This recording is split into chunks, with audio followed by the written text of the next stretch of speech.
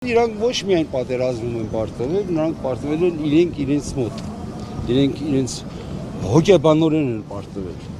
իրենք իբրև մարդ են պարտվել, իրենք այլևս չունեն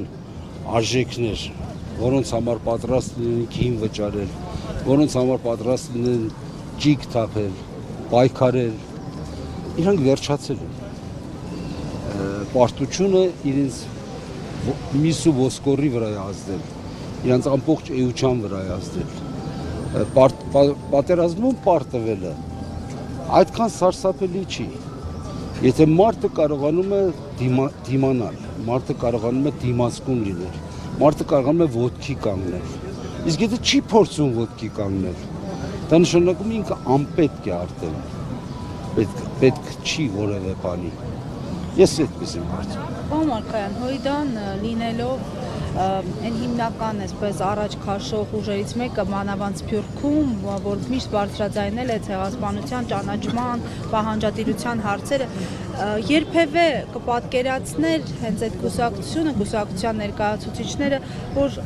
օրը կգա, որ այդ առաջնահերթությունը ճանաչման, պահանջատիրության կբերվի ներազգային մակարդակի, որ այսօր այդ հարցը կդրվի հենց Հայաստանի Հանրապետությունում։ Գիտեք, 110-ամյակ ենք մենք տոնում, 110-ամյակի ընթացքում գուցե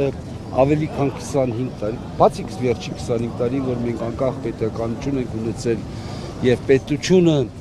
ինչ-որ իմաստով հետամուտ եղել ցեղասպանության միջազգային ճանաչման, այդ պայքարը եղել է հիմնականում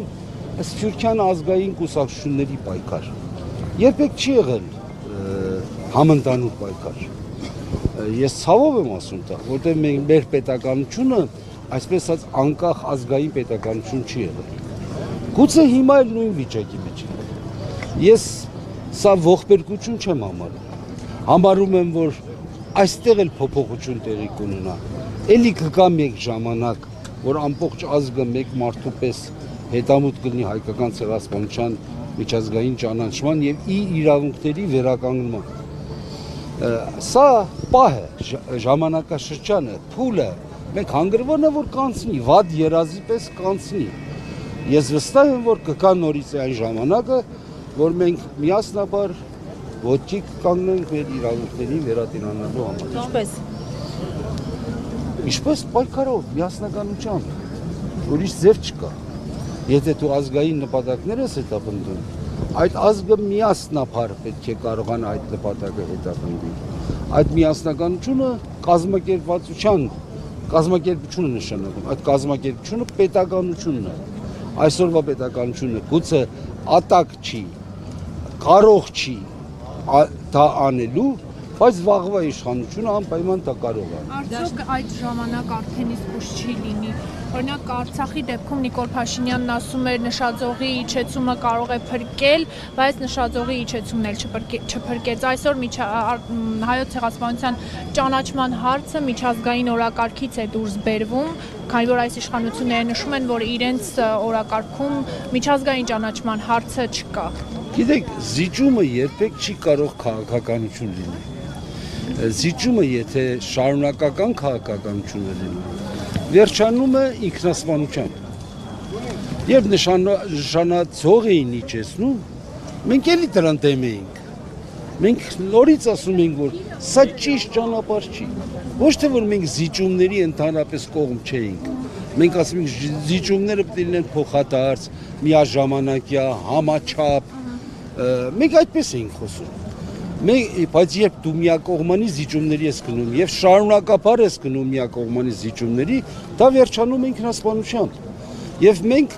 գրեթե այդ վիճակի մեջ ենք։ Գրեթե սատկել ենք, գուցե մեռել ենք, մենք մեզ սպանել ենք, մենք մեր իրավունքների տերը չենք։ Եթե տերը չենք, ուրեմն կենդանի չենք։ Պարոն Մարկարյան, գիտենք, որ որքան քաղաքացին Հայաստանի Հանրությունը դժգոհում է այսօրվա իշխանություններից, նույնչափ էլ դժգոհություններ կան ընդդիմությունից, ասում են որևէ միայն հարտահայտություններ են անում, այսպես ճառեր են կարդում, բայց որևէ հստակ օրակարգ թե ելքեր չեն առաջարկում։ Բնական է, որտեղ այս ժողովուրդը ընդդիմությունից պահանջում է, որ այս իշխանության հեռացնի։ Քանի չի հեռացրել, դժգոհ կլինի, բայց ինչպես պետք է լինի։ Այսինքն դա բնական բան է։ մեզնից ակնկալվածը մենք չենք կարողանում անենք։ Եվ Որն է բնականաբար պատճառը վերլուծել եք, որն է պատճառը, որ մինչ օրս չի հաջողվում։ Այսքան շարժումներ ձևավորվեցին, ոչ ոք չունի նման հնարք, նման ձև, որ 1, 2, 3 քայլ եւ ինչ որ մի ծրագիր հաջողվի։ Այսօր չլինի, վաղը կլինի, վաղը պատերազմից 5 տարի անցել, ինչքան շարժումներ ձևավորվեցին նույն պահանջով իշխանության հեռացման, բոլորը հերթով տապալվեցին ձախ։ շարժում ունեցավ վերջապես իր արդյունքը, ձեռք բերեց ինչ որ մի արդյունք, ինչ որ մի բան հետացկեց, ինչ որ մի բան խանգարեց։ Այդպես չէր, որ անարդյունք էր։ Վերջնական արդյունքը չի գրանցվել, կգրանցվի, ես ձեզ վստահեցնում եմ։ Մի գեղեցիկ առավոտ կարտնանակ եւ կտեսնեք, որ գրանցված է։ Պարոն Մարգարյան, Դաշնակցությունը նախագիծ առաջ քաշել ցեղասպանության ժխտումը, քրեականացումը ավելի խստացնել։ Այսինքն որտեղ օրենք կա արդեն պատիժ սահմանվում է։ Դուք ի՞նչն եք ուզում ավելի խիստ լինի, ի՞նչն է ձեր Ճիշտ ասած, ես խորհրդարանական բանից մի քիչ հեռու եմ։ ինչ Ավելի լավ է դուք հարցը տակ խորհրդանի պատգամավորների, որ կարողանան ավելի ստույգ պատասխանել։ Բայց ես հասկանում եմ, որ ժխտումը քրականացնելու խստացումը հետևանք այն բանի, որ ինչ որ բաներ են մտնում, այսպես ալիքներ են մտնում, որ ոչ թե ժխտում են, այլ կասկածի տակ են առնում ցեղասպանություն կամ քննության, սա թուլացնում է մեր ընդհանուր դիրքորոշումը, պայքարը, հարցը կարծեմ դրանն է։